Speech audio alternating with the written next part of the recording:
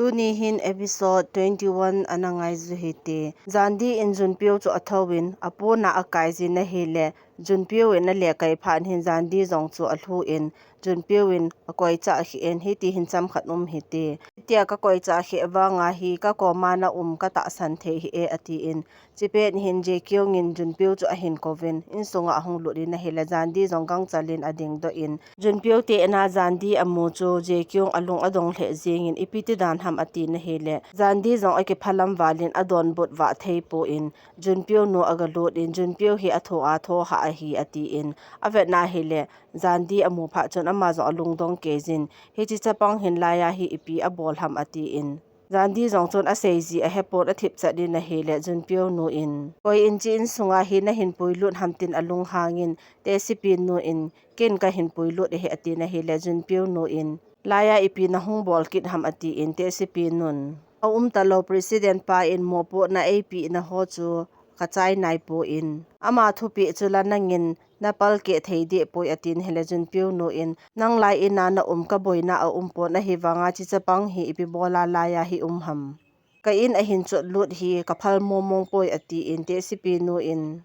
Ken kanop ta a higher ka bola hi in. Ka dey pha le ka nodo thei a hi. Ichi thu a hin nang ma hung ki kum hi in. So apang ding in experience zong anei be po in. Chizia chu mo soldo thei a hi pon. Phata a hil thim lawa ka soldo a hi le. E ho mama i min sit dingo a hi in. Mi ho in kei le chi in sung hi ipiti hin gel dingo hitam. Zandi nang zong kanung hin zuizin ati in. Zandi zong ke phalam ta in te sipi nung chu azui tai. Rum khat na hin te sipi to ki hawin ke pathu ase zin na hi le te sipi nu in. Kathil bol hi zun hi in ase mana ka bol zong a hi pun. Laimun ka da hla zo chun Junpyo ding hin kalung agim le zingin. Ama hi chapang lung tong ta a hi in. A hi wangin to a hi ka vet na hi le a hin dan hi a ki khel le zing tan. E mazo si hi nang za le he ti hi ka ging mo e. Chin sunga hin batlin ta ka neizin. Kathi masangye ya hi Junpyo in phata a hin ko a hin mandi ding hi chi hi ka boi pi ding a hi ati in ama zong a chi do tai. Zandi aruma ano min na hi le je kyong aga chi in na wan chu a hoi le zingi so ho wan hi ti a hoi lam ka hepoi ati in. Zandi zong a ki phat lam ji zon thu sei ji zang zong a hepon je kyong in. A sei ji a asat ding ji a chu ka ko ma na sei lo zong hi mai thei a hi in. Ipizia hi tiana bol hamti ka gela hi le ka he thim nai. Junpyo ziding nu ka hi masanga pa na ke hi na loi ka hi lo ham. Zi chun ka koma ana sei masatele chun phathe ding a hi ati na hi le. Zandi in ki phalam ta in lungsi ta in gel khiel hi in ati in. Je kyong in ken zong na koma sei nom khat ka nei zi. Junpyo hi ke ya hi theina dinga ke zong ha ta aka ki hambol angai zi. Hi chi chu ka sei pi nom na he ati in. Ama zong achi do tan. Anunga hin Zandi hin a gel la he le a sit to amo li so tai. Je kyong hi Junpyo nu koma agachi in a he le Junpyo nu in. Gel khiel hi in te sipi nu bol a hi bove ati in. Je kyong in kho ka sapoi lunggim na di ima a umpoi ati na he le Junpyo no in. Jizi ta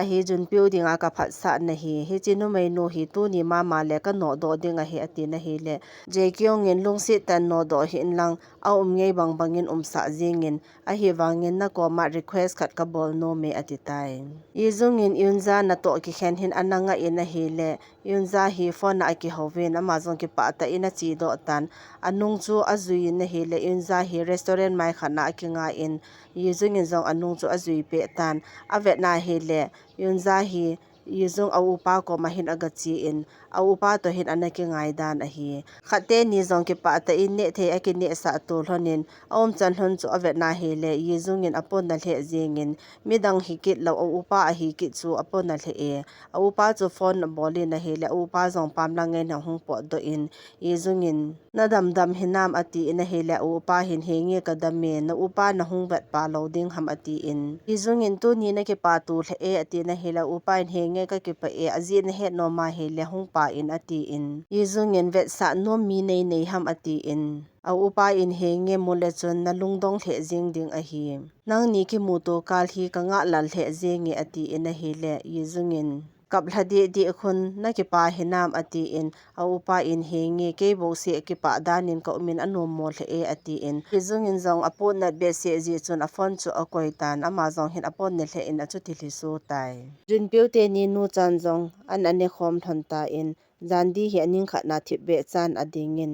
jekyong hi anne pe hlon hin alage sto agalut in tu nya ki pada chilai ina ka umding a hitai ati in a hele junpio in ipi ka se yetin alungdong ke jin anu hin a het je hin ki het mo sa ta hin a umin zandi ina ki honau chu thi be chan angai jin an ane cha yu hin ato khom ta win a hile secretary pa in kar khat hi a hin choin junpio nu chu apin aman jong junpio chu apiki ni na hele junpio in ave na hele amani ki chen na ding kat a hi in anu in jekyong nu le pa to kan ki hovin ka ki phat sa dung zui ovin ka ki chen na hlon ding hi mabola chuting le business hi ta ta ipi hi ta ta phading a he ati in junpio in ebola ke dong lowa chu ho hi na bol ham ati in a hele jekyong in kein jong pha ka sa a he ati in anu hin jekyong zong na ki chen ma sang chan han la ya ding na ji hi na ding rol hi phata a ki thim chu ngai a hi ati in secretary pa ko ma chun thu khat a se je na hele secretary pan Xinhua magazine adinga na ki chen ma sang thlona photoshoot na bol hon ding a he ati in junpio wen chu koi phat sa na hi hwam tin alo hang thimin na hele anu hin phone launch ni anom chan hon chu kilom ka hin sal he jeng hlonin internet heta ta magazine heta ta mi zo si topic na hi hlon tai ati na hele junpio ahung ding to in chiwang chu ka num poi ati in anu hin business a basic na heimil hitam ati in zandi cho thip chanin junpio zong chu lohang ta hin apot do tai zandi lungthi de in a room a umina hele a phone a hin message khat na hongin aman jong koi ham tia ve na hele jekyong in ka room a hung loi ta din atin a hin kovin aga lu na hele jekyong hin mo form hoi ta khan hi ana ki a in zandi ko ma ka kilop nam ati in zandi in zong henge na kilom sele ati in jekyong in junpio nu in ap a hi in kumsom ni valui thil hi dana hitai kazine ni khole hi chi hi ka ki a mai the a hi ati in a khile abil ba set zong chu ave sa in palwang hi kapi nai loading cha na nei phat le kapi ding na he ati in cha ka nei phat le ka cha chun junpio le ke a loading ka gela hele kanui azal he ati in zandi zong chu no mo asa thimin athip chanin jekyong in thil khat ka sei ding nei no pi te te ding a hi tung se ta in ke zen le in hung pangin ati in a hele zandi in ipi ka se yatin alungdong ke jin jekyong in midang koi ma ka dei pon nang bo ka dei je atitan zandi zong chu athip chat tai magazine ading in junpio tianin photoshoot a bol honin junpio wang hi akipa hi be zengi jihu nga mana achi go in aman cha ho akisu to be na hele apu hi aruma pa ne na hung pot chanin avena hele jihu ki go chu amu pha nin aman jong ichipen chu phalbilaya za thei a hi poi ati in aruma chun anung lut in aman jong aman cha ama nei pa chu agalan jihu chu apin jihu in a hi lo le nang zong na hung no mam minute somzo le ka ki pat do ding a hi ati in pam nang a pot do na hi le apu hi a ki pa walin anung chu gang chalin azui tai ama ni zong ba dung pang khat na hin nga aman hlon ta in apu hin tu ni na nu le na pa wedding anniversary a hi ati in box new khan hi api in jihu na hon do a hi le khot jem khan hi a umin apu pa in na pi ka na bu pi chu phata in ka gel do na lai jin kapi a hele ama zong aki pa ke jin ken zong ipi ja hi banga chu ki pa ni him ka ti a hele na pi in leise chunga dinga a khat na a hitai ati in jihu in a kho jem chu ave in a kap kap jeng tan apu hin nangai ta nanu nanga ko na kala mang pi ji in ne ngai dam te te jin ati in jihu hin anu agel do in ama zong achuti ka ka tai junpio ajine di agela hele amo lunghan han ta in izong in to chu ipi na loading hitam ati in junpio win kalosunga bompo ki a thang dia omai macha bol thei lo to ka ke lo tan ipi ka bol di tam ati in jihu in a solution nang bowin na he e ati in a hile ubinin a solution chu na jine ding ti na hitai ati in junpio alung hangin aka chu abot ke in amazong lohang ta hin apot do tai zandi in zong ana to pen hin junpio te ni ke chen ding chu agel geli na hele ga olin ke cheng ta ta hlon go hitam Kitchen kiti hi dating chi mei le ki mo khen ti na hi lo na he chuna ati in tipen hin TV a hin a photoshoot lim hon hong do in a hi le zandi in chi khu chu me amani future ding junpio hi a ong lai hu bit na hung pang ding a he ati in tipen hin anu hin phone a hin bol phan hin aman zong a ki hopi in ki pa ta in na dam na u chuna ati na hi le anu hin again thei over ima cha ne zo lo thu chu a hin sejin zandi in ha sa zong le atui na ni over na dam theu ngai hi chu me ati in phone chu athat tan ama zong hi alung no mo ke jin chipen hin te si pu pa chun phone a hin bolin mun khana hungin ti in mun kha chu a sejin a ko tai zandi zong te si pu pa na ko na chun a chi na hi le ji hu hi aga tat kha in lungdong ta in ipi na hung bol ham ati in ji hu in kapu in i hin so le he nang la ati na he le zandi in ke zong i hin so le he ati in apu hin asu to hlon a hi cho he hlonin anui za ke hloni amani zong aga wa le hlon tan mu khana hin mo form puma mi lim ke la hi amu in a hi le je kyong in mo form aki achu agel do in a hi wang hin ama hi ki het mo sa ta hin amo nuin a chi pheitan ji hu in zong anung all in azui ta in a hi le mi hi anake bob so ovin zandi in zong chilaya hi ipi ki bol ham tin mi kha adongin nu mai nu chun wedding contest au umin prize zong api diu hele ki lo me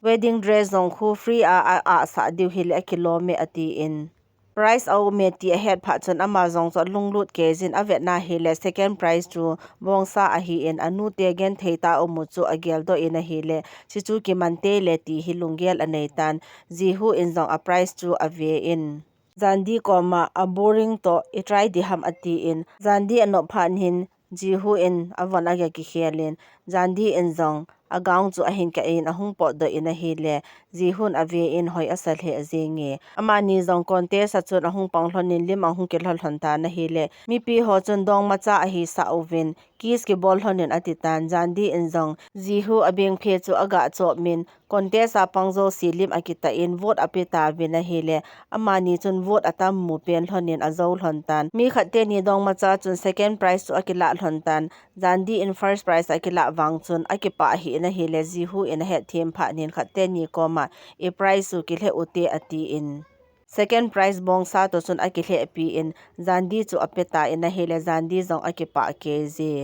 ama hin sa chu an kute ni dinga adei sa ji a second prize chu adei ten a hi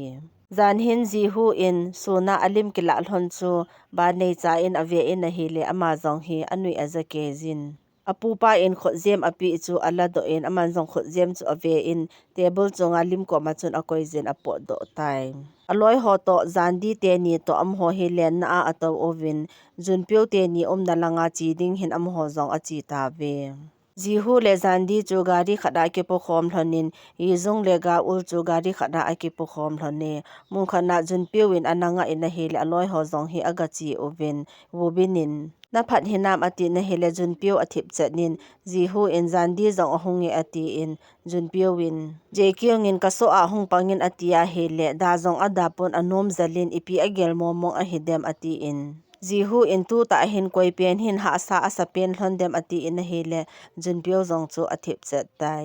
je kyong hi mun khana na to bin a hele zandi chu agachi in je kyong in na hung ka ki pa wale ati in akoi jin amani zong chu atol honin ake holim hlon tai je kyong in junpyo to na ke dei hlon zong kana het a hi ati in a hele zandi chu alung dong ke jin je kyong in tua zong na ke dei na lai hon ham wang chu ken zong ka hedi pon ka ki het mo sa ji en no mo sa hin tin ngai dam athu min masanga hitia hi kan ji pon na chunga hin git lo le ki ta lo tan ka umi ati in a hele zandi in achuti a hi poi ke zo in nang ko malung thing se la ka sei lo zo a hi bo ve ati in a hele je kyong in na sei ngam lo a hi po in izem tin ana sei zong le chun tua ka lunggel ta bang hi ka gel tho ding ema cha a ki hit na zong anu de pon te junpyo hi dal ha the mo mong pong ka te ati in zandi a khot chu atu in ama zong hi ake phalam ke jin junpyo le nang hi na ni nil honin ka ngai lu hle jeng hlonin leise chunga mi na dei pen ni thlengin e kitile nang le junpyo bo hi ka hlanding a hi ati in zandi zong chu ake phalamin amo nui sat ni na hele je kyong in phalam le akap pum chun na lungthim ka su na ji in nei ngai dam te jin ati in Zandi dingin zong sei aha asal he zengin aman zong akoi zin a hlem tan. Jekyong hin angai lut he wanga Junpyo adei zo zi hin ama zong ake phalam he e. Junpyo ho loi zong bol hong ki chem khom ta vin na hele ama hi a force hen hun zingin a loi ho zong chu ba nei cha in a chuti ta thu zeng tan koi ma cha na ki chi pi tapon a chang se chon bol chu a ki chem zing tan a lo hang hle in a loi ho zong hi a to uvin amo vet ta vin ama hi a chang se chon bol chu a ki chu zeng in na hele bubinin hungin na lal walding a hi hung ki cholin ati in Izungin chipa hi lalwala hong thlute te ding a he ati in Junpyo in bol chu ape mangin amazong alal he e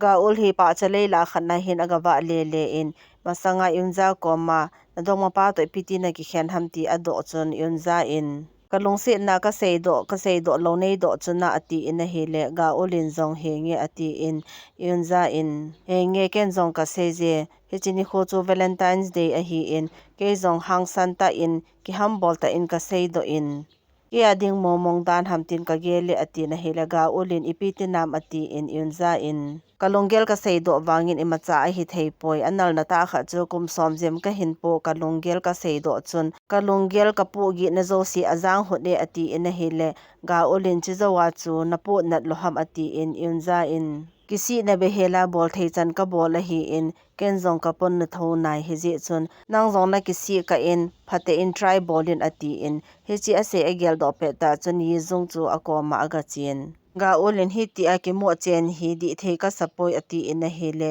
izungin ke ho adingin chi chu thil ki dang a hi poi ati in ga ulin hitabang future ding hi nang zong na no mong hinam ati in a hele yizungin kon iza het nam hi chi future hen lang khu chi future hi zong le khacha cha aki hit na ka hepoi ati in ga ulin ibola na hin kho kha sun hi phata amo na po lo ham chi ta hi na ko ma koi ma cha da theilo a he ati in yizungin ka in sung le ka thla samna na het pha na mazo se he dana na he ati in a chi go na he le ga ulin ebola kha be cha na ga ki mopi kha lo ham ati in yizung chu alung dong ke jin ga ulin kumthum masanga Valentine's Day ni a ati in a hele yizung hin yunza thu ase he he je chun alung dong ke je Zandi lezi hu ahung ki hlon phei hlon na hin Zandi he lung aki gel na hin lampi achun athudi chanin na he lezi hu in amanin a he themin adap me in sunga lut ta te ati in Zandi cho alung nop lo ze in athip be na he lezi hu in sunga apui lut tai mun khana taw sa in chadon ding akau pi in zi hu in Junpyo bo na ti ta a he le pha zong tapon tu ni bo chance na nei a hi tai nang ka het a pa na thil khat a bo wa hi kinep na ka nei a hi in chi chu hi a he le nang hi avela kap kit lo dinga ka gel na hi in ikimu masat ni pe na nui sewa na chu ka gel do jingin tu ni kho ake che ya he lewang nui zong na nui ta lo mai the a hi ati in Zandi in lungse ta in lungkham hi in ke hi avela ka nui kit ding ka nui jing ding a hitai aji chu nangin phata in nei ve kolli ati in asei lai ta hin ama zong amit hli ahung po ne na hel aki thi in huin ka mit ha mut wala pot hin te ati in akilep le wanga hi ama hi ahli asu jengin ji hu na he them phan hin akoma tawin ahli athi pi go na hele Zandi anom pon ka mit hli zong nang bo nei thi pi a hi in chi ja hi anop no pha le pot ji da ne he ati in ji hu hin no mo asal he zengi Jekyong he Junpyo koma ga chi na hele Junpyo he balcony langa che nom ta in ani imu in aman zo ai mu ta hamtin a kho chu awa le in ai mu na he je chun ana apa chun a hin zu su in a hele Junpyo ahung king khangin ipi bol na ki nei na hi ati in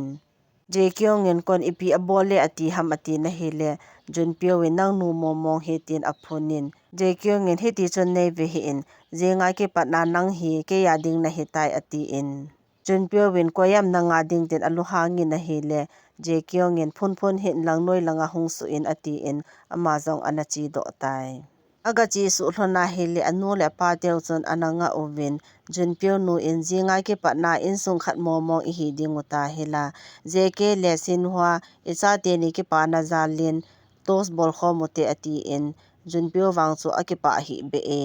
Zandi lezi hu li fa akum su hloni na hele khate in ko atau kho mo chu agal mu ta in junpio aki hei tawa hele zandi chu amu chatnin che phanin zandi zong chu gang ta in akin nung hei loi chalin jihu in a het them phanin a koizin apui do tai junpio lungno mo ta in room ana to ve na hele a unu hi aga lunin iti chan hi tia hi thu thu ding na ti ham ati in a unu amu chun kidang asa in itian hung ham ati na hele a unu hin nang zinei na hung ka hi pon koi ma chako ma jong se angai poi ati in man jong iti chan na thu thu ki won ham ati ki ni na hele junpio in iti chan ka thu ngai ding ham ati in a unu hin masanga ama in anatu kha ho abonin a experience ho chu a sei pi in itabang lunggel na neya nakigel ha na ipi he zong le ka het them ding na he ati in ma zong achi do tai anung hin junpio hin la emacha bol thei pon amo lunggim the e jihu hi akau to in jihu zong aga chi in a hi le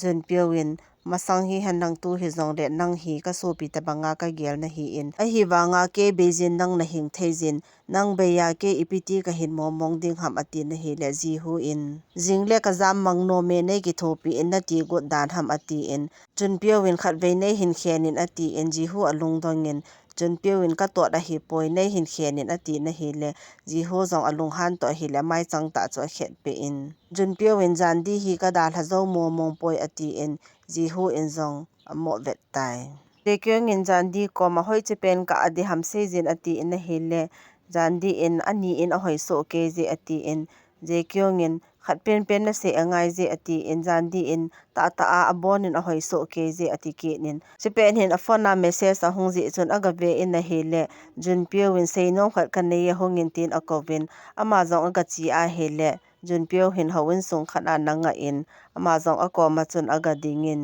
har sar ta bangkhun akitep na hlon ding chu achang se in ase je na hele junpio win ke wangka bol thei loading a he ati in je kyong in chi hi to na he poi serious in ati in junpio win ka tot poi ata ta ka se a hi ei ni hi ikichen thei loading a hi ken ka dei no mai khada umetin a hin sei do tan ka pina ke patna ka thi ge ya ama nu bo se hi ka lung se ding a hi chi hena sa sa a chu nei ki chen pi nom te te ham ati in a hi le je kyong in ka henai anu mai nu zong chu zan di a hi wangin ka hin ki chen pi nom tho tho ve phata ami na lung se thei ta ta ji a hi ka hin dei na hi in zan di a hi ji in ken zong tho ham haming ka ting beilam chakhana ama na hai milding hi ken jong ka ta san poi a hin exam tin nanga phot phot ning ka ting chance nei pe le chun ni kho kha le ama na lung se banga nei hin lung se ding a hi hi che bo chu ken ka dei a hi ati en a hi le junpio jong upai nei lo phan hin ki nyaw sa ta chun ama sang adil su en je kyong in kanom poijing ni khwa pa na ji cha i hi ding a hi tan ithi chana eki khen ta loading ka kilung se jing thon ding a hetia ki tep na in nei thon ding a hi ne ngai de min na ti a ka ko ma na taw taw wanga kin nang ngai dam na ding lampi ma cha ka nei pon zan jong asot tan jinga phata makeup ka bol theina ding in ma i munin atv ati in ama jong thisu sa sa chun apot do in junpio jong hi alung a gim the jing tai ajing hin ama ni ki chen na ding ni kho a hi tar anu la pa te ho cho ga hlung ta vin je kyong jong mo forma phata ne ki von do tai ji hu ho loi jen room khana junpio chu anga ta vin wo benin hungpo do loi jin aphat a hi tai ati in a hele junpio jong ki go do sa chun a hungpo do in wo bin ko ma ne ki thupi na khat ka ngai cha e ati in wo benin ipi ham ati in a hele junpio win ka khot hi hin khen bongin ati in aloi ho jong chu alung dong ke uve junpio win phat a ta poi ati in a khot chu adotan Wobin zong alung dongin ata ta na ti ham ati in a hele junpio chu a serious le jingin jandi agalut in ipi bol na ke nei na him ati in junpio win nang longgim angai poi pam langa anapo nin ati in jandi in kichen kham na thei dinga hi chebo hi na gel do ana bol thei ham thil na ki mai to pi ngam pon na jam mang ki go in tu nya hi na jam manga hi le ni kho khat le na hin bol ki tho tho ding a he ati in junpio win achu tia he le chi hin tin nei khamin ati na he le jandi chon a kham pon a ki hei mang tai tu nya episode 21 ise yu hi chan hin ana chai tau te